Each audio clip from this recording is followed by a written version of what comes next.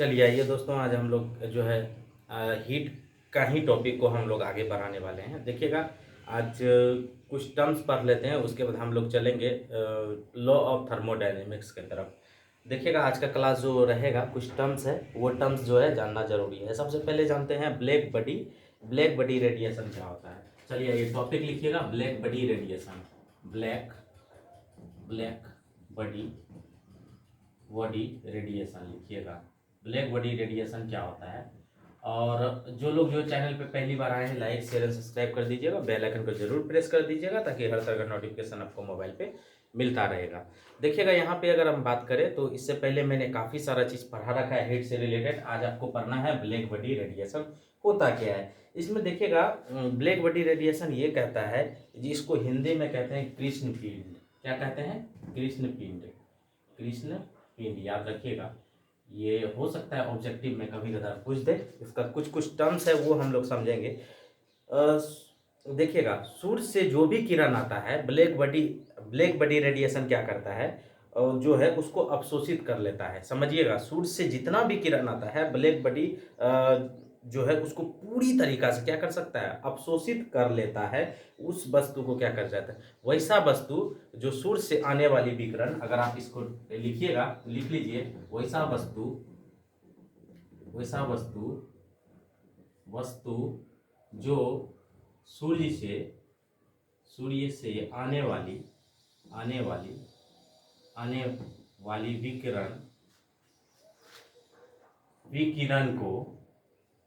विकिरण को पूर्णतः अवशोषित कर लेता है।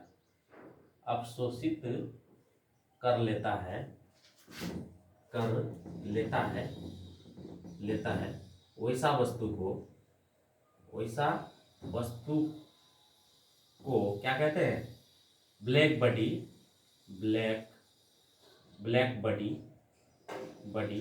रेडिएशन कहते हैं। याद रखिएगा, ब्लैक बॉडी क्या कहते हैं? रेडिएशन कहते हैं। ये चीज आपको समझना है। देखिएगा, सूर्य से जो भी किरण आएगा, ये क्या करेगा, पूर्णतः क्या कर लेगा, अवशोषित कर लेगा। इसका मतलब ये है कि सूर्य से जो भी किरण आएगा, पूरा का पूरा क्या कर रहा है, वो एब्जॉर्ब कर रहा है। मान के चलिए कि एक, समझिएगा, यहाँ पे एक मान के चलिए ये कोई वस्तु है, ब्लैक बॉडी कोई है, इसको कृष्ण पिंड बोलता है। इसको आप ब्लैक कर दीजिए। देखिएगा, ब्लैक बॉडी है कृष्ण पिंड, इसका मतलब ये नहीं कि इसके वस्तु ब्लैक होगा। देखिएगा, यहाँ पे अगर हम बात करेंगे तो आइस भी होता है। आइस भी ब्लैक बॉडी रेडिएशन होता है। कैसे होता है मैं आपको बताता हूं। सबसे पहले समझिएगा, ये देखिएगा, ये ब्लैक बॉडी क्या है? ब्लैक बॉडी ये है, मान लीजिए कृष्ण पिंड है। तो यहां से देखिएगा सूर्य का किरण आएगा, यहां से क्या होगा, सूर्य का किरण ये आने वाला है, और यहां से सूर्य का किरण आया, और ये क्या करेगा, ये बिल्कुल रिफ्लेक्ट नहीं करेगा। क्या करेगा? ये रिफ्लेक्ट नहीं करेगा। ये देखिएगा, ये है विकिरण। ये क्या है? विकिरण है।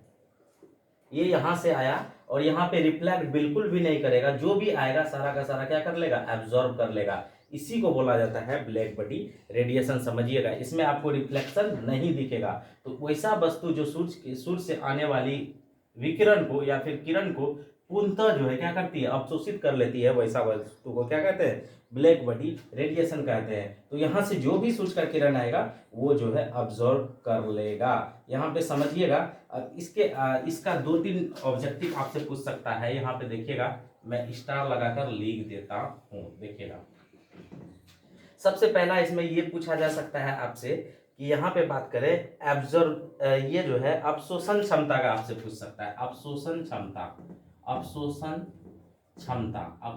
क्षमता आपसे पूछा जा सकता है। ध्यान दीजिएगा, अवशोषण क्षमता का अगर हम बात करें तो यहाँ पे आपको क्या करना है, यहाँ पे देखिएगा लैम्डा बराबर 1 या फिर लैम्डा बराबर 100%, दोनों का मतलब एक ही होता है। इसका मतलब ये हुआ, इसमें अवशोषण करने का क्षमता जो है क्या है, 100% है। आपसे ये पूछा जा सकता है कि देखिएगा कोई ब्लैक बॉडी है, उसमें अवशोषण क्षमता कितना होगा, तो यहाँ पे देखिएगा 1 या फिर 100% होगा। इस चीज को ध्यान दीजिएगा, ये भी आपसे पूछा जा सकता है। उसके बाद रिफ्लेक्शन का बात करें तो यहाँ पे देखिएगा रिफ्लेक्शन का बात करें रिफ्लेक्शन का बात करें तो रिफ्लेक्शन इसमें क्या होगा, जीरो होगा, याद रखिएगा, क्या होगा, जीरो होगा।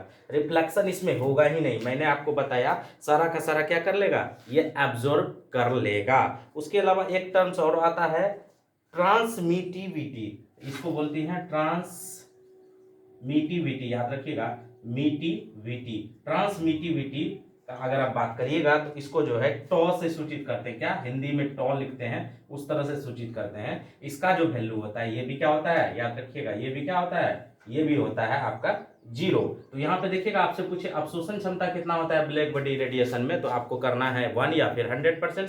उसके अलावा सेकंड में आपसे पूछा जा सकता है रिफ्लेक्शन कितना होता है, तो रिफ्लेक्शन जीरो होता है, क्योंकि 100% जब वहां पे अब्सॉर्प्शन होगा तो रिफ्लेक्शन तो होगा ही नहीं। उसके बाद आपसे पूछा जा सकता है ट्रांसमिटिविटी, जो कि जिसको टॉ से सूचित करते हैं, वो कितना होता है, तो वो भी आपको यहाँ का क्या करना है, जीरो करना है। यहाँ से देखिएगा सन का किरण आया, सारा का सारा एब्जॉर्ब कर लिया, यहाँ पे रिफ्लेक्शन हुआ ही नहीं, तो ये हो गया आपका अब्सॉर्प्शन कितना हो गया, लैम्डा बराबर 100% या फिर 1। उसके अलावा रिफ्लेक्शन का बात करें तो रिफ्लेक्शन क्या हो जाएगा, जीरो। उसके बाद परमिटिविटी का बात करें तो ट्रांसमिटिविटी का बात करें तो जीरो। ट्रांसमिटिविटी मतलब ये समझिए कि आप सिंपल सा ये समझिए कि देखिएगा ट्रांसमिटिविटी मतलब ये हुआ, अगर सिंपल भाषा में अगर आप इसको समझना चाहिएगा तो ये समझिए कि हम इसको देख नहीं पा सकते हैं, देख नहीं पा सकते हैं, उसका जो है जीरो होता है, हम बिल्कुल भी इसको देख नहीं पा सकेंगे आर पार। समझ में आया होगा ये टर्म, आई होप यहां से आप समझे गए होंगे। इसके अलावा देखिएगा कृष्ण पिंड का आपसे हो सकता है ब्लैक ब्लैक ही हो, ऐसा जरूरी नहीं है, इसका कुछ एग्जांपल लिख लीजिए, वो भी आप लिख के चल सकते हो। देखिएगा एग्जांपल में लिख सकते हैं आइस भी आता है, क्या क्या आता है, याद रखिएगा, आइस आता है, आइस भी आता है। उसके अलावा यहाँ पे अगर हम बात करें तो एग्जांपल में आप ये लिख लीजिए व्हाइट कलर भी आता है, व्हाइट कलर भी आता है, जरूरी नहीं है ब्लैक है तो ब्लैक ही होगा, व्हाइट कलर भी आता है। उसके अलावा यहाँ पे देखें ब्लैक बॉडी रेडिएशन तो है ही है ही। ये चीज आप समझ गए होंगे, ये टर्म्स आपको समझ में आया होगा। देखिएगा छोटा टर्म्स है, यहाँ से रिलेटेड आपको क्वेश्चन देखने को मिल सकता है, या फिर ये भी पूछा जा सकता है वैसा पिंड जो कि 100% जो है अपना अवशोषण कर लेता है उसको क्या बोला जाता है, तो ब्लैक बॉडी रेडिएशन बोला जाता है। चलिए ये टर्म्स आपको समझ में आ गया होगा ब्लैक बॉडी रेडिएशन। अब हम लोग आगे चलते हैं, आगे का टर्म्स को समझते हैं। देखिएगा हम लोग लॉ ऑफ थर्मोडायनेमिक्स में जाने से पहले जो है कुछ टर्म्स को हम लोग फटाफट कर लेते हैं तो हम लोग को इजी होगा, याद रखिएगा। चलिए आइए, आगे का जो टर्म्स है इसको बोला जाता है विंस डिस्प्लेसमेंट लॉ। देखिएगा बहुत इंपॉर्टेंट है, विंस डिस्प्लेसमेंट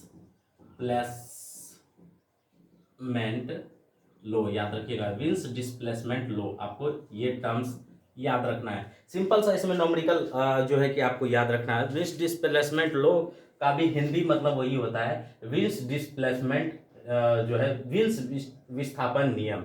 तो ये चीज आपको समझना है, इसका जो है मैथमेटिकल फार्मूला आपको समझना है, मैथमेटिकल फार्मूला आपको समझना है, याद रखिएगा। इससे रिलेटेड आपको नॉमेरिकल भी देखने को मिल सकता है, ये चीज आपको समझना पड़ेगा।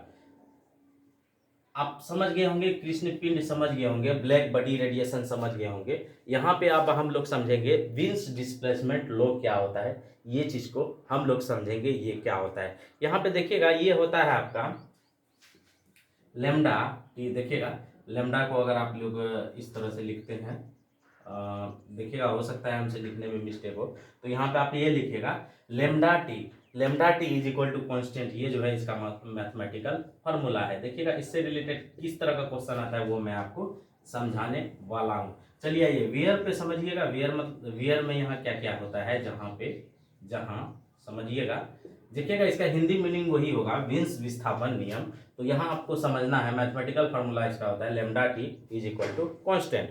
तो यहाँ पे देखिएगा टी फोर क्या होता है, टेम्परेचर, टी फोर टेम्परेचर, याद रखिएगा टी फोर टेम्परेचर होता है, इसको किस में लेना है, केल्विन में लेना है, समझ गए। अब समझिएगा लेमडा क्या होता है, ये चीज यहाँ पे इंपॉर्टेंट है। इसको जो क्या क्या बोला जाता है, इसको तरंग दैर्ध्य बोला जाता है, इसको क्या बोला जाता है, तरंग दैर्ध्य बोला जाता है, तरंग दैर्ध्य बोला जाता है। इसको या फिर क्या बोला जाता है, वेव लेंथ बोला जाता है, क्या बोला जाता है, वेव लेंथ बोला जाता है। समझ गए होंगे। तो यहाँ पे आप देखिएगा कांस्टेंट है। अब इसको समझिएगा, ये दोनों टर्म्स कांस्टेंट है, ये दोनों टर्म्स कांस्टेंट है। अगर आप इसको और थोड़ा सा आगे करिएगा तो क्या निकल कर आएगा, आगे करिएगा तो ये निकल कर आएगा। देखिएगा ये दोनों अगर कांस्टेंट है तो क्या होगा, यहाँ पे समझिएगा, ये दोनों ऑलरेडी कांस्टेंट है तो क्या होगा, टेम्परेचर जो है इनवर्स हो जाएगा किसका, लेमडा का होगा, कहिएगा हाँ हो जाएगा।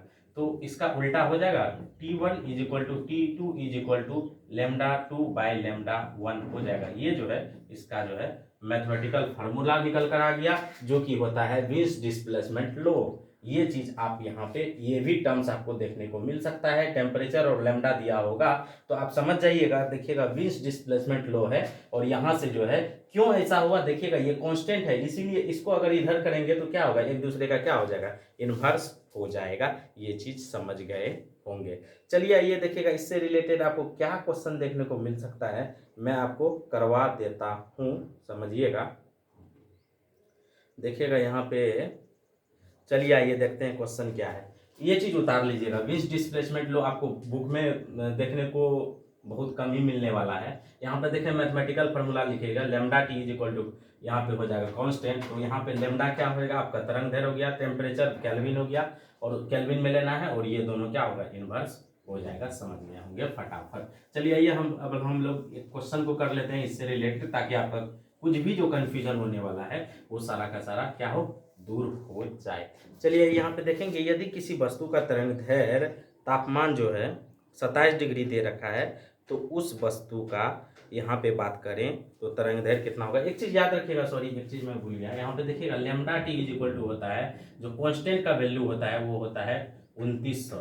कांस्टेंट का जो वैल्यू होता है 2900 होता है, याद रखिएगा। Lambda T is equal to constant का जो वैल्यू होता है वो 2900 होता है, याद रखिएगा।